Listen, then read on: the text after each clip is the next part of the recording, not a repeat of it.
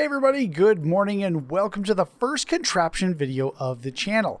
Today we're going to be looking at two distinct types of tree farms, one of them fully automated and the other semi-manual. The first design we're going to look at is the semi-manual farm. There's only really one reason to build this, and that is if you play in survival and refuse to go to the nether. And that is because it doesn't use any brass. You can build this entire thing using just stuff from the overworld. Now, we won't be building this on camera simply because I don't recommend you actually build this design unless you want something that just takes up a lot of space and uses more resources than the standard automated farm. If you do decide to build this yourself, make sure to place an encased fan here because as these trees are chopped down, many items are going to fall right here and won't be picked up by the belts. You're going to have to blow them across using the fan. Let's look at an example of that. Right here, the tree is getting chopped down, and let's zoom in, and we're going to see that many of the oak logs just landed right where the tree was. That means that if you don't have that fan, you're going to be missing out on a lot of resources. Now, the last thing that I'll say about this design is that once you do have some brass, this can be converted into a more automated farm using a minecart contraption. But again, you're still using many more resources for this type of design than you would if you just broke it down and transformed it into this. But some of you may want to see that video anyways. So let me know in the comments, and if enough people want to see the video of this minecart contraption, then we'll do it. Next up, we have the fully automated tree farms. We do have a little bit of redstone set up here, which we will get to in just a little bit. The actual contraption is right over here. We have a magma block with an encased fan right on top. This is my preferred way of powering these types of devices. Then we have a redstone signal turning on the encased fan. Above that, we have a mechanical bearing. We're using linear chassis, a mechanical saw, a deployer, and an item interface. Plus, we need a little chest in here. This farm is fully automated.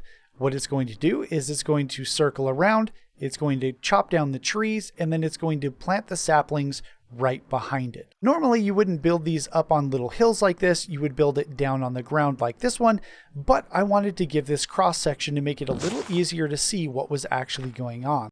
Now let's take a look at this redstone. This redstone here is just to shut the machine off when our chest is mostly full. To do that, we have a comparator in subtract mode with a signal strength of 13 coming in the side. And as soon as this chest is about 95% full, it will shut off this torch, which will turn off this signal, and our machine will turn off. Now, the reason you want to shut your machines off is because if this chest gets full, the chest that's up on your machine will get full, and then every tree that gets chopped down, all of its items are just going to fall on the ground and can start causing problems with lag. So that's something to be mindful of when you're building these machines. Having your redstone signal off to the side like this does allow us to just place grass across here, and the machine will now plant saplings up and around as it chops down trees and gets more, and we're good to go. Now let's go ahead and build one ourselves. In this chest, we've got all of the components we're going to need. Let's start with the motor and the mechanical bearing. We're going to want to start by digging down 3 blocks and then digging down 2 right on the side. We'll place our magma block down on the bottom, hold shift when we place our encased fan so that the shaft is facing upwards, and we'll place our lever right here. Now that we've turned it on, we can see that the shaft is rotating, and now we can place our mechanical bearing. Now, the reason that we're using a lever here is just for demonstration purposes. I would recommend that you use the redstone setup that we're using over there. To use the redstone setting that we have up there, we have one setting that we actually need to change on the mechanical bearing. So we grab our wrench and we hover over this little area here, and we can see that it says movement mode, always place when stopped. What we want to do is we want to scroll down twice so that it says only place when anchor destroyed. What this is going to do is it makes it so that when our machine stops, it stays as an entity and just kind of chills there, and we can't actually interact with it. Which means that when the trees grow, the machine is just stopped and they can just sit inside of it, and we don't have broken blocks or broken trees. Now let's get ready for the next part. We'll grab all of the components, including a slime ball for the top of the contraption. So let's grab our linear chassis.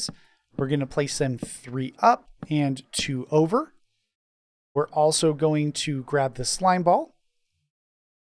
right click right here. Looks like we were missing a mechanical saw. We're going to place this onto that block. So right clicking that with the slime ball makes this sticky, and any blocks that are attached to it will now rotate with the machine. We're going to use that slime ball up here again. We're going to place our deployer. We're going to stand up nice and close. We'll click there. Now we need our storage interface. We're going to place this off to the side here, and it's going to point outwards. In this one over here, we have it pointing in this direction. On this one, we have it pointing out. And that is just personal preference. I'm just trying to show you that you don't have to follow the exact steps that I'm using here. You can modify this and use it however you would like. Now we're going to place our chest here, and we're almost done. We just need to grab a sapling or two. And now we come over to our deployer. When we hover over it, we're going to see that it has a filter. We're going to want to right click that. And then we're going to want to right click the hand to give it the rest of our saplings. So it now has 32 saplings in its inventory. And when that runs out, it will start pulling saplings from the chest. Now all we have to do is right click our mechanical bearing here, and we're good to go. And there we go. Our machine is up and running. And the only thing we have left to do is to make sure that we have some storage for our interface over here. And to do that, you just want to make sure that there is a 1 or 2 block gap between the two interfaces. We can see here, this one has 2 blocks in between. You can also do it with just 1, but it has to have 1 or 2. You can't go further and you can't go less. So let's go ahead and build that. We can see it's going to come over, and this right here would be 1 block. We'll grab our chute from here, get rid of our stuff in our inventory, except for the chest. We'll place the chest down, and we'll place the chute right on top. There we go. Now this is going to go through. It's going to cut down the trees, and it'll start putting items into our chest here. Now there is one thing to kind of keep in mind, and that is if we shut this machine off, this mechanical saw, I turned it sideways for a very specific reason. If we place it like this, it will never be able to cut down the trees that grow on these squares here. So if we have a tree grow right here, the front of the blade will never see the inside box of this tree, and it will never chop it down. So we just need to make sure that when we place this, it is placed sideways like that. Now let's take a look at this design over here, made for the larger tree types. Currently in vanilla Minecraft, there's only the dark oaks and the large spruce trees, but we're playing modded Minecraft, so you probably have other types of large trees that can be cut down. This design right here is very simple. We just place gravel right along the edges. That way the deployers aren't planting trees in between here where they wouldn't be able to grow. The other difference is the placement of our saws and the placement of our deployers. The deployers are not right on the very center of the block. Instead, they are off to the side, and the same goes for our saws.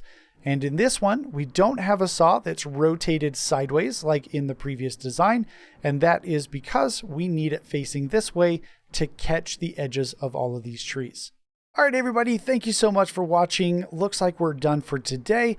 Our next 2 videos are going to be on item transportation, and we're going to be building some more contraptions with crop farms. So make sure you hit the subscribe button so you don't miss out on any new content. Hit the notification bell so you know as soon as it's available. And make sure you leave a comment and let me know what type of farms you would like to see. Thank you so much for watching. Have a great day.